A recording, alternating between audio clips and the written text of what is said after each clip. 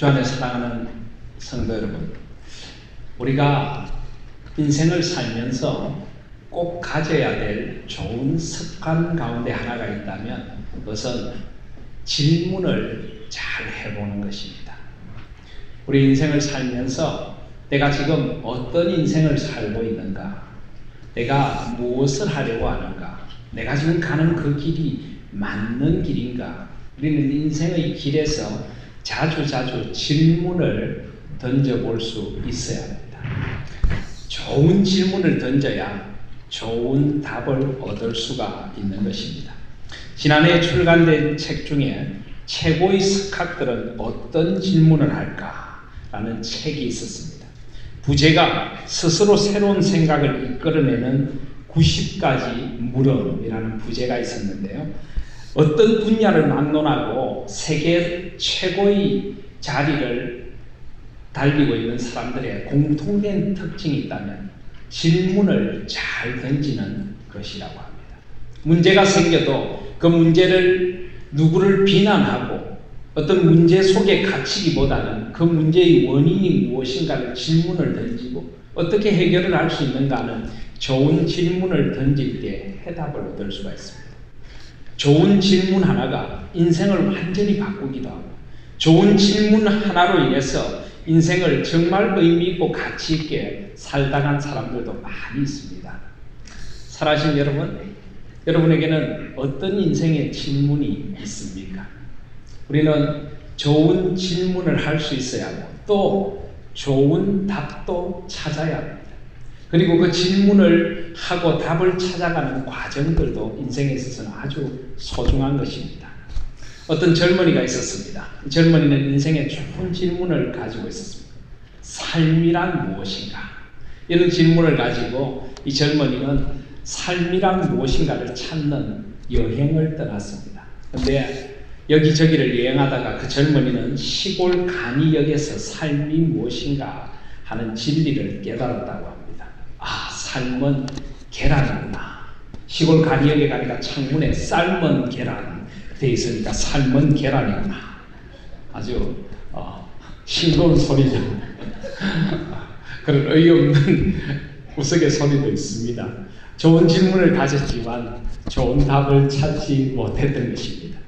질문도 중요하고 좋은 답을 찾는 것도 중요합니다. 그런데 여러분, 우리가 인생에서 가지는 가장 좋은 질문을 어디서 발견할 수 있을까요? 바로 그것이 성경입니다. 성경은 이 세상을 창조하시고 우리 인간들을 창조하신 하나님께서 우리 인생에게 묻고 계시는 아주 소중한 질문들을 많이 담고 있습니다. 이 질문은 우리 모든 사람들이 답해야 할 인생의 가장 중요한 질문들인 것입니다. 그리고 성경은 그 질문들만 담고 있는 것이 아니라 그 질문에 대한 가장 바른 정답도 우리에게 가르쳐 주십니다. 그리고 그 질문을 어떻게 답해 가야 할 것인가 하는 그 인생의 질문을 찾아가는 길도 성경은 우리에게 가르쳐 주고 계십니다. 예를 들면 성경을 처음 열면은 우린 창세기 3장에서 하나님의 질문을 만납니다. 창세기 3장에 하나님께서 금하신 선과 악을 알게 하는 나무 열매를 따먹고 인간들은 죄악의 두려움 속에서 동산 나무 어두운 그늘에 숨어 있습니다. 그런 인간들을 끝까지 포기하지 않으시고 하나님께서 찾아오십니다. 창세기 3장 9절에 보시면 여호와 하나님께서 아담을 부르시며 이르시되 내가 어디 있느냐? 아담아 아담아 너가 도대체 어디에 있느냐라고 하나님께서 물으시는 것입니다. 왜 거기에 있느냐는 것입니다. 아담은 거기에 있어서는 안 되는 존재입니다. 하나님과의 끊어진 관계 속에 동산 어두운 그늘에 숨어있는 아담을 향해 하나님은 안타깝게 물으시는 것입니다. 내가 어디에 있느냐? 사랑하시는 여러분, 여러분은 어디에 서 계십니까? 여러분이 서 계신 그 자리가 하나님께서 원하시는 자리가 맞습니까? 여러분이 서 있어야 할 자리에 서 계십니까? 하나님은 묻고 계시는 것입니다. 창세기 3장 13절에 보시면 여호와 하나님이 여자에게 이르시되 하와에게 내가 어찌하여 이렇게 하였느냐? 내가 어찌하여 이렇게 하였느냐? 내가 어찌하여 하나님의 말씀을 범하고 하나님의 뜻을 범하고 그런 죄를 저질렀느냐? 묻고 계십니다. 여러분은 이 질문에 대하여 어떻게 답하고 계십니까?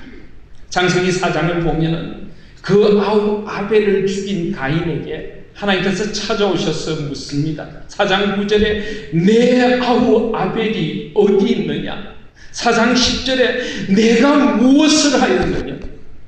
도대체 내 아우 아벨이 어디 있느냐 하는 것입니다. 너가 무엇을 하였느냐? 너가 무슨 짓을 하고 있는지 깨닫고 있느냐고 지금 하나님은 묻고 계신 것입니다. 하나님은 이처럼 우리 인간의 실존에 찾아오시고 우리가 지금 선 자리에 찾아오시고 우리가 지금 행하고 있는 일들에 찾아오시고 우리가 걸어가고 있는 그 길이 바른 길인지 물으시며 찾아오시는 것입니다.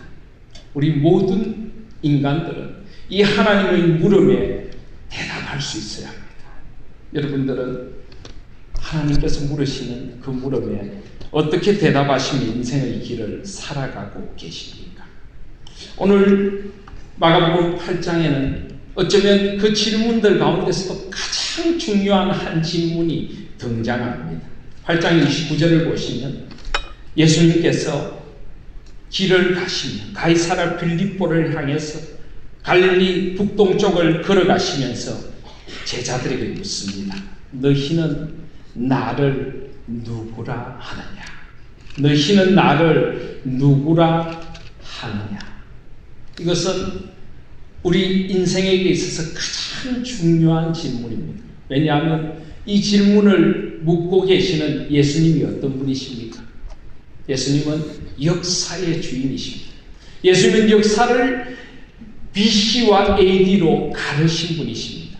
우리는 예수님을 믿는 사람이든 믿지 않는 사람이든 모두 역사를 기원전과 기원후로 나눕니다. 기원전 BC, before Christ, 예수 그리스도가 오기 전의 삶이 있습니다. 그리고 AD, 아노 도미니, 주님의 날, 예수 그리스도를 만난 그날 이후를 기원후라고 부릅니다. 예수님은 역사의 기원전과 기원후를 나누시는 역사의 주인이십니다. 예수님은 우리와 온 세상의 단 한 분 유일하신 구세주이십니다. 예수님은 온 세상의 주가 되십니다. 그분이 지금 이 질문을 하고 계십니다. 너희는 나를 누구라고 하느냐? 여러분, 이 질문은 제자들에게만 던지시는 질문이 아닙니다.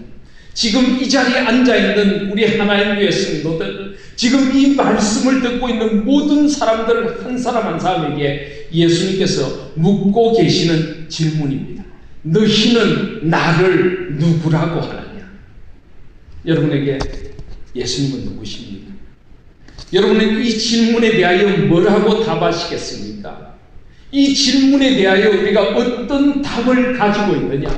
이 질문에 대해 뭐라고 우리의 고백을 드리느냐가 우리 인생을 걸고 드리는 답이 될 것입니다. 너무나 중요합니다.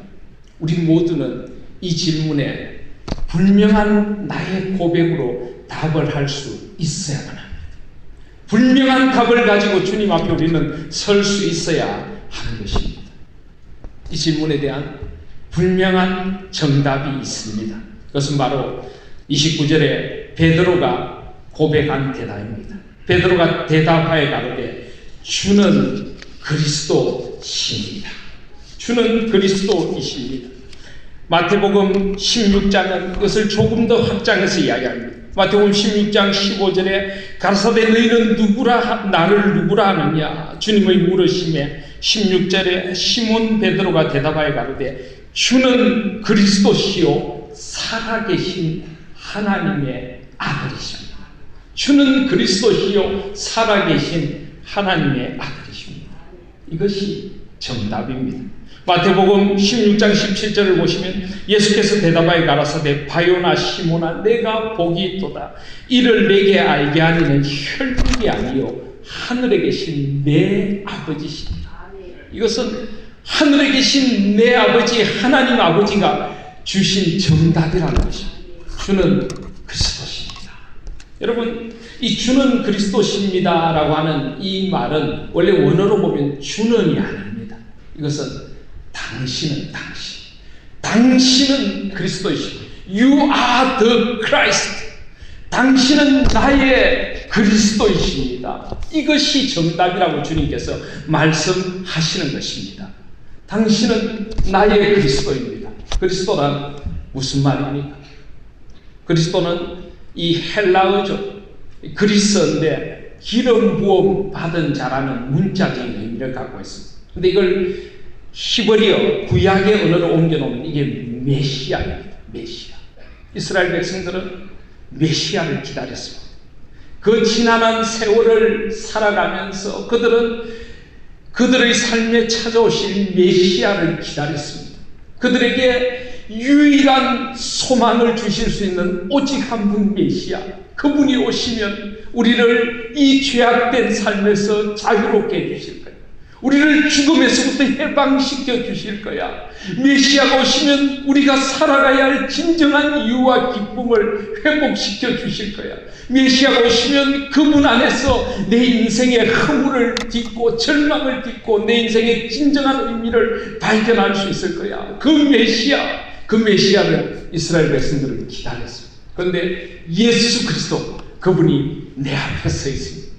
바로 이분이 나의 인생의 메시아라는 것입니다. 당신은 나의 메시아입니다. 사랑하시는 여러분, 여러분은 예수 그리스도를 여러분 인생의 메시아로 고백하고 계십니까? 그분이 내 인생의 유일한, 나의 모든 죄의 유일한 해결주이심을 믿으십니까? 여러분을 올가매고 있는 그 모든 죄로부터 나를 자유하게 해주실 오직 한 분이 예수 그리스도이심을 믿으십니까? 여러분이 그 인생의 허물을 딛고 영원한 생명을 누릴 수 있는 오직 한 길이 예수 그리스도를 통한 길이라는 것을 믿으십니까? 예수님께서는 요한복음 14장 6절에 보시면 내가 곧 길이요 진리요 생명이니 나로 말미암지 않고는 아버지께로 올 자가 없느니라 라고 하셨습니다. 원어로 보면은 그 길, 진리, 생명에는 전부 정관사가 붙어 있습니다. 내가 곧 그 길이요, 그 진리요, 그 생명입니다. 예수 그리스도만이 하나님 아버지께로 나아갈 수 있는 오직 한 길입니다. 영원한 생명을 얻을 수 있는 오직 한 길입니다. 나의 인생이 진정으로 의미를 가질 수 있는, 나의 인생을 자유케 해주실 오직 한 길입니다. 그분만이 진정한 영원한 생명, 오직 한 생명이십니다. 그분만이 진정으로 인생의 유일한 답이신 그 진리, 오직 한 진리이십니다. 여러분 그것을 믿으십니까? 그 고백이 있는 사람을 우리는 그리스도인이라고 부르는 것입니다. 오늘 이 자리에서 여러분의 삶의 고백을 다시 한번 돌아보시기 바랍니다. 우리는 쉽게 우리 스스로를 그리스도인이라고 합니다. 하나님의 자녀라고 합니다. 그러나 진정 여러분들 앞에 서서 예수님께서 너에게 내가 누구냐? 너는 나를 누구라고 아느냐라고 물으신다면 여러분은 정말 가슴 밑바닥부터 이 고백을 드릴 수 있습니까? 주님 한 분만이 나의 그리스도이십니다. 나의 유일한 소망이십니다. 내가 사랑할 오직 한 분이십니다. 나에게 생명과 영혼을 주실 오직 한 분입니다. 주님이 나의 그리스도이십니다. 특별히 구약의 이 그리스도라고 하는 것은 세 가지 직분을 가진 이들에게 기름 부음을 했습니다. 첫 번째는 제사장을 세울 때 기름을 부어 세웠습니다. 그리고 왕을 세울 때 기름을 부어 세웠습니다. 그리고 선지자를 세울 때에 기름을 부어 세웠습니다. 당신은 나의 그리스도입니다 라는 고백은 바로 이것입니다. 그렇습니다. 주님, 당신만이 내 인생의 왕이십니다. 당신이 내 인생의 진정한 주인이십니다.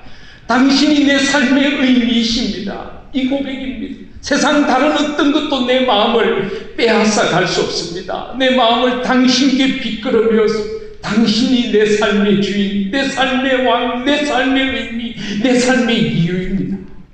여러분 그렇게 고백하시겠습니까? 당신만이 나의 제사장입니다. 나의 절망에 찾아오셔서 나를 회복시켜 주실 오직 한 분, 나를 하나님께로 나아가서 그 품에 안기게 해주실 오직 한 분, 내 영혼의 치유자, 회복자, 나를 온전히 새롭게 하실 수 있는 나의 제사장입니다. 그 고백을 하시고 계십니다. 당신만이 나의 선지자이십니다. 나에게 진리의 말씀을 가르쳐주고 내가 살아가야 할 길을 보여주시는 분이고, 당신의 말씀을 따라 걷는 것만이 내 인생에 정말 가장 소중한 걸음을 옮기는 것입니다. 당신의 말씀을 따라가겠습니다. 당신은 나의 선지자이십니다. 여러분은 이렇게 주님을 고백하고 계시느냐는 말입니다. 사랑하시는 여러분, 이 고백으로부터 우리 회복은 시작되어야 합니다. 이 고백으로부터 우리 하나님 교회는 시작되어야 하는 것입니다. 내가 이 반석 위에 내 교회를 세우리라. 마태복음 16장은 분명히 말씀하고 있습니다. 우리 하나님 교회 모든 성도들, 우리 자라나는 자녀들이 당신은 나의 그리스도입니다. 이 고백을 할 수 있어야 하는 것입니다.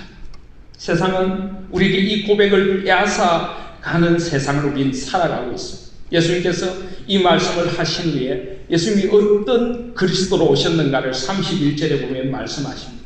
예수님은 인자가 많은 고난을 받고 장로들과 대제사장들, 서기관들에게 버림받아 죽임을 당하고 사흘 만에 살아나야 할 것을 비로소 저희들에게 가르치십니다.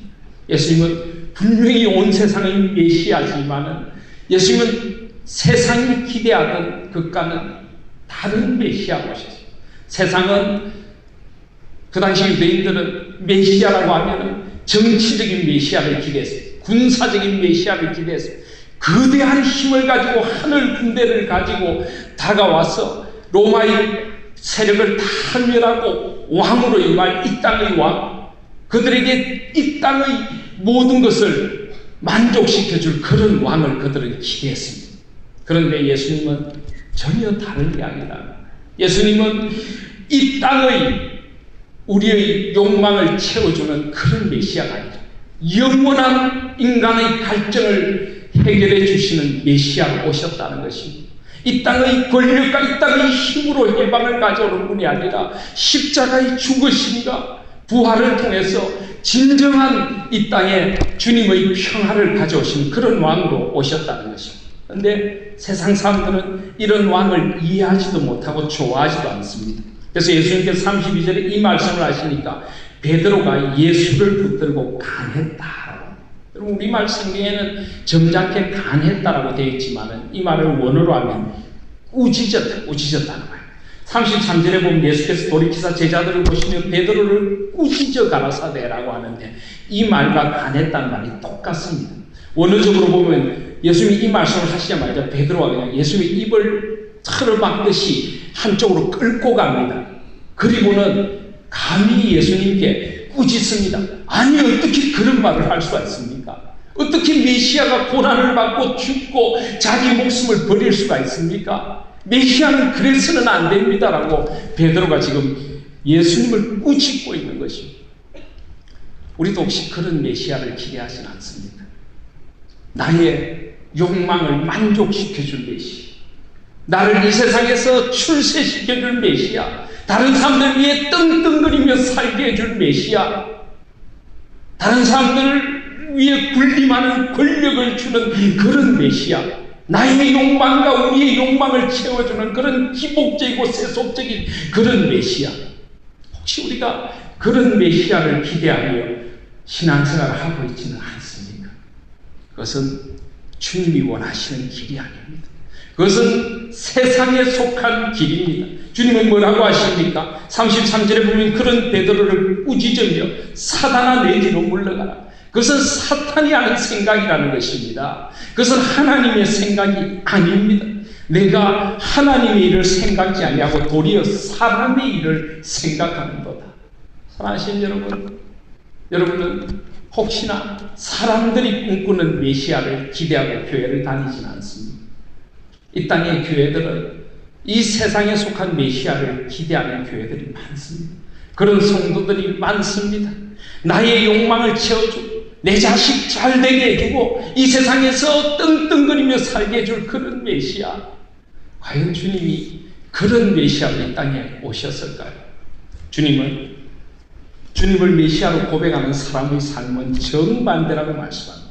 34절에 보시면 그래서 주님은 무리와 제자들을 불러 이르시되 아무든지 나를 따라오려거든 자기를 부인하고 자기 십자가를 지고 나를 좇을 것이니라. 이것이 바로 예수 그리스도를 메시아로 고백하는 사람의 삶이라는 것입니다. 자기를 부인해야 돼요. 자기 욕망, 자기가 원하는 것 온통 내가 주어가 되는 그런 인생이 아니라는 것입니다. 내 하고 싶은 대로 살면서 예수 그리스도를 마치 마술사처럼 끌어들여가지고 내가 하고 싶은 걸 만족해 해주는 그런 분이 아니라는 거예요. 자기를 부인한다는 것은 예수 그리스도를 내 삶의 주인으로 모시고 긍정한다는 것입니다. 예수 그리스도가 원하시는 삶을 살아가는 것이 그분을 메시아로 고백하는 삶이라는 것입니다. 또 자기 십자가를 지고 그렇습니다. 우리가 이 땅을 살면서 내가 져야 할 십자가가 있습니다. 내 몫에 태인 십자가가 있습니다. 주님의 나라를 위하여 때로는 희생해야 하고 때로는 헌신해야 하고 때로는 손해를 봐야 하고 우리 몫에 태인 십자가를 주님의 나라를 위하여 기꺼이 지는 것입니다. 주를 위하여 내가 기꺼이 이 길을 걸어가는 것, 그것이 바로 주님을 메시아로 고백하는 삶입니다. 그리고 나를 좇아 주님을 따라가는 것입니다. 주님과 함께 가는 것입니다. 이 좇는다는 것은 동반한다 이런 뜻도 있습니다. 나 혼자 내 하고 싶은 대로 돌아다니는 것이 아니라 언제나 주님과 함께하며 주님이 원하시는 그 길을 걸어가는 것, 그것이 바로 주님을 메시아로 고백하는 사람들의 삶인 것입니다. 사랑하신 여러분, 이렇게 이야기 드리면 주님이 분명히 내 삶의 메시아로 오시고 나를 해방시키고 나에게 자유와 기쁨을 주신다고 했는데 갑자기 이건 너무 힘든 것 아닙니까? 나를 부인해야 되고 십자가도 져야 되고 주님을 따라가야 되고 아니 이렇게 힘들고 어려운 길이 주님을 메시아로 고백하는 길입니까? 이렇게 생각하실 수도 있을 것입니다. 근데 여러분 결코 그렇지 않습니다. 신앙을 그런 식으로 내가 억지로 무엇을 해야 하고 억지로 따라가야 하고 이를 안 다물고 어떻게든 살아가야 되는 그런 삶으로 생각하지 마시기를 바랍니다. 우리가 예수 그리스도를 우리의 메시아로 고백한다는 것은 1차적으로 하나님께서 예수 그리스도를 우리의 그리스도로 온전히 우리와 함께 하도록 해주신다는 그런 의미입니다. 예수 그리스도께서 온전히 나의 왕이 되어주시고 온전히 나의 제사장이 되어주시고 온전히 선지자가 되어주셔서 나와 함께 해주시겠다는 약속이 바로 주님이 나의 그리스도가 되어주신다는 것입니다. 그분은 결코 내가 이 길을 혼자 가도록 두시지 않을 것입니다. 그분은 나의 왕이 되어주셔서 내가 가야 할 길을 함께 걸어가 주시고 내가 싸워야 될 악가의 싸움을 먼저 싸워주시고 나를 주님 안에 있는 그 참된 삶과 승리의 삶을 살아가도록 성령 하나님으로 함께 해주시라는 약속인 것입니다. 나의 제사장이 되어주셔서 온전히 나를 치유하시고 나와 함께 하시고 지금도 하나님 우편에서 나를 위하여 기도하시고 나와 함께 해주시리라는 약속의 말씀이 바로 이것입니다. 나의 선지자가 되어주셔서 나의 길을 밝히 보여주시고 내가 한 생을 말씀을 따라 걸어갈 때 세상이 알지 못하는 소망이 진리가 기쁨이 그곳에 넘치게 해주시라는 약속이 바로 주께서 우리의 그리스도가 되어주신다는 약속인 것입니다. 주님 은혜의 품 안에서 이 길을 걸어갈 수 있도록 주님은 팔을 넓게 벌리고 나와 함께 가자 나를 따라오너라 그 십자가를 내가 함께 지고 갈게 내가 지고 간 그 십자가를 따라오기만 하면 돼 너를 부인하고 나와 함께 살아가자 바로 그 은혜의 길로 우리를 초대하고 계시는 바로 이 은혜로운 초대가 바로 이 말씀인 것입니다. 주님 안에 있는 이 놀라운 은혜의 초대를 여러분의 삶으로 고백하고 한번 걸어가 보십시오. 찬송가의 가사처럼 십자가를 내가지고 주를 따라가다 여러분의 입에 세상이 알지 못한 찬양이 터져 나오게 될 줄 믿습니다. 이제 여러분의 삶에 다시 한번 이 질문을 던져보시기 바랍니다. 예수 그리스도가 정말 나의 메시아인가? 여러분의 삶을 한번 말씀에 비추어서 하나하나 점검해 보시기 바랍니다. 예수님이 왕이시라면 우리의 지향하는 바는 달라져야 합니다. 예를 들어 하나님, 제가 저희 위치에서 승진이 되게 해주십시오. 제 사업이 잘 되게 해주십시오. 그 다음에 그러면 제가 좀 편하겠습니다. 우리 가족이 좀 잘 되겠습니다. 우리가 좀 더 나은 삶을 살겠습니다. 그것이 여러분의 삶에 혹시라도 꿈이고 기도라면 여러분은 아직도 예수 그리스도를 진정 여러분의 왕으로 고백하지 않는 것입니다. 하나님 아버지, 저에게 이런 위치를 허락해 주신다. 저에게 이런 자리를 허락해 주신다면 그곳에서 하나님이 원하시는 나라를 펼쳐보고 싶습니다. 성님의 리더가 되고 싶습니다. 주님처럼 섬기며 이 땅에 하나님의 나라가 이 안에 쓰임받고 싶습니다. 나를 사용하여 주시옵소서. 이렇게 고백할 수 있는 것이 바로 주님을 나의 왕으로 모시고 살아가는 삶인 것입니다. 아까 일부 예배 때도 우리 학생들에게 그런 말을 했습니다. 내가 공부 잘해서 의대를 가서 의사가 돼가지고 돈도 많이 벌고 다른 사람들 존경받으며 살아야지. 그렇다면 여러분의 왕은 예수님이 아니고 세상의 재물과 세상의 칭찬이 여러분의 왕이라고 제가 학생들에게 이야기했습니다. 하나님, 제가 공부를 열심히 해서 하나님이 원하는 의사가 되겠습니다. 그래서 정말 주님의 마음으로 환자들을 섬기는 그런 의사가 되고 싶습니다. 가난하고 힘든 이들에게 의술을 통해서 주님의 사랑을 전하고 복음을 전하는 그런 의사가 되고 싶습니다. 하나님, 저에게 지혜를 주시고 제가 열심히 공부할 수 있는 비전을 주시옵소서.